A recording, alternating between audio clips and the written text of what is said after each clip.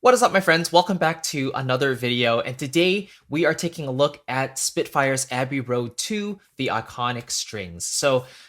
It's really interesting. This is actually my very first Spitfire audio library, and if you've known me, if you watch my channel for any number of videos or any number of years, you know that I have actually not owned any Spitfire libraries up to this point.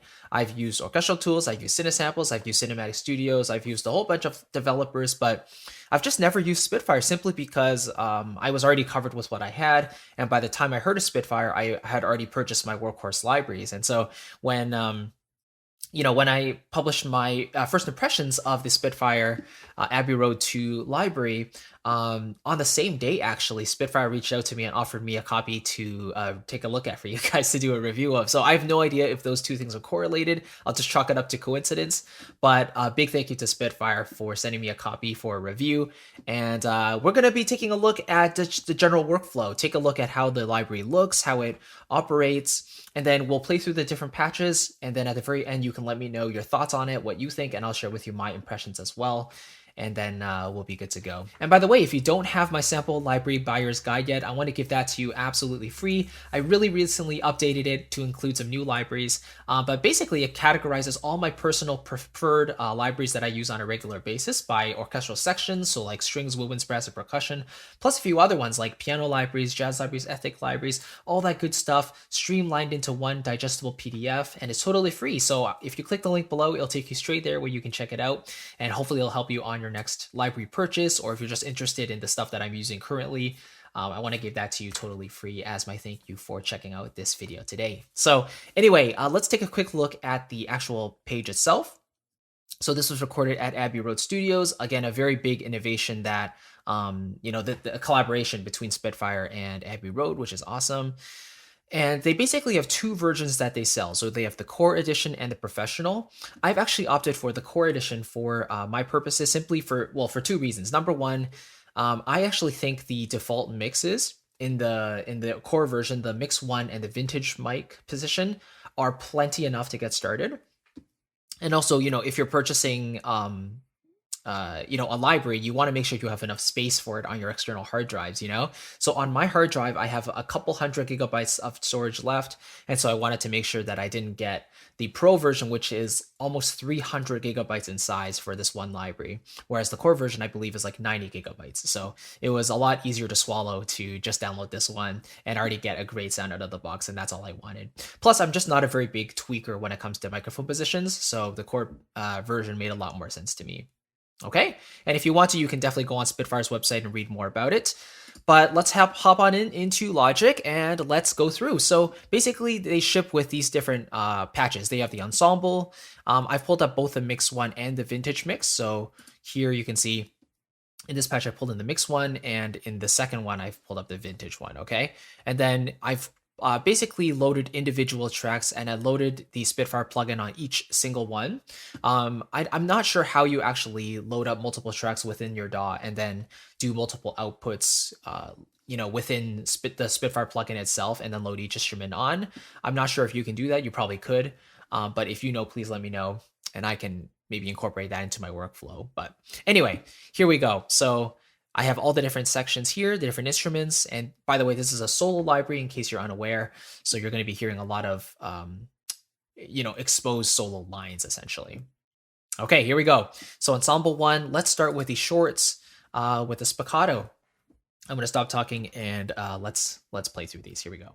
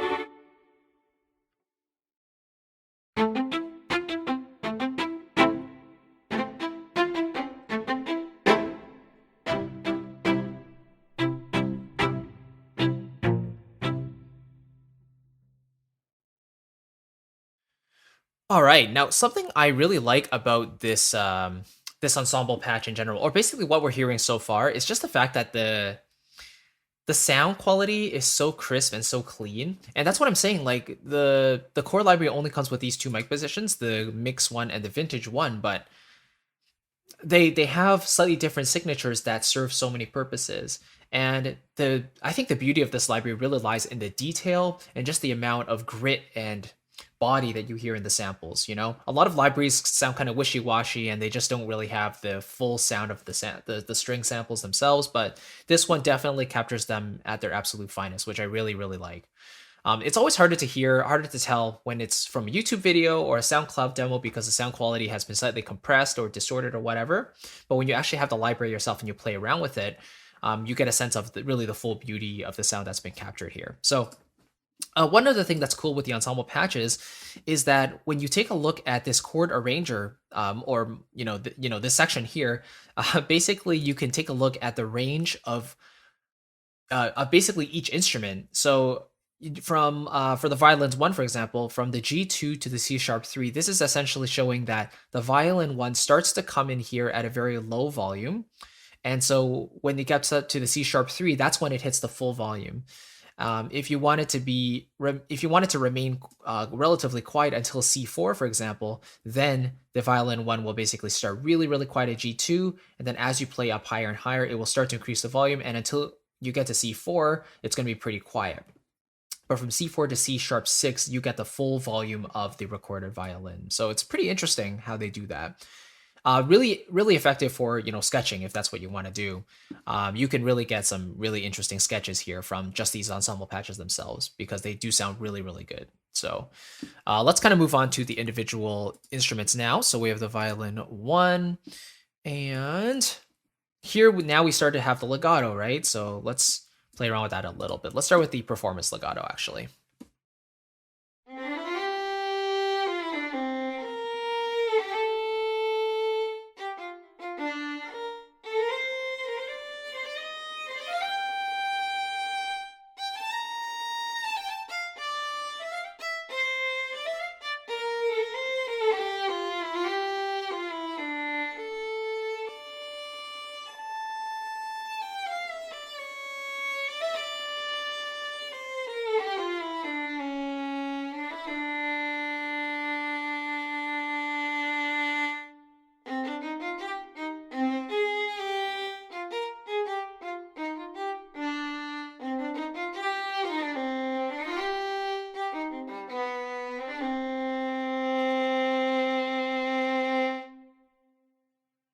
So I don't know about you, but for me, the actual legato transitions themselves sound pretty convincing. I don't know, like I don't have experience with the other Spitfire libraries prior to this one, but I've heard that the legato was one of the weaker points of Spitfire's catalog in the previous releases.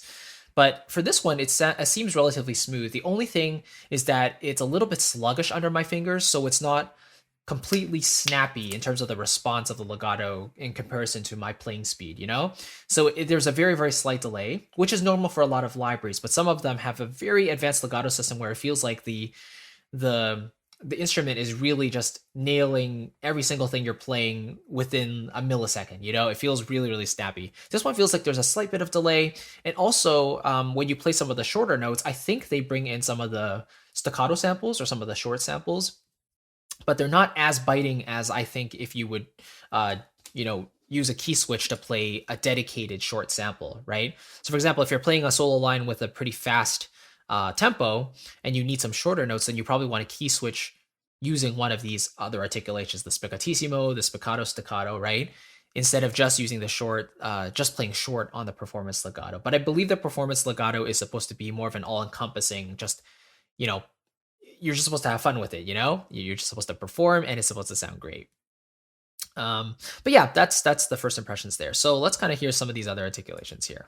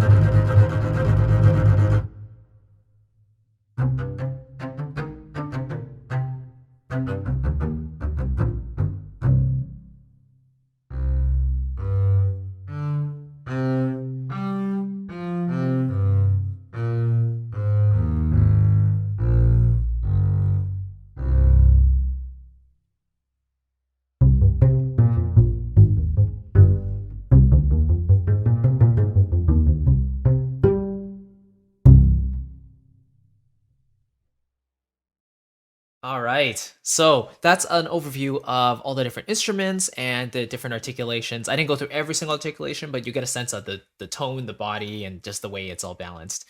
So I have to say I'm super impressed by just the way they captured the sound, and it sounds very natural. Again, we already talked about the grit and the bite of the samples. I really think they did some magic there. Like it really sounds beautiful, that sound.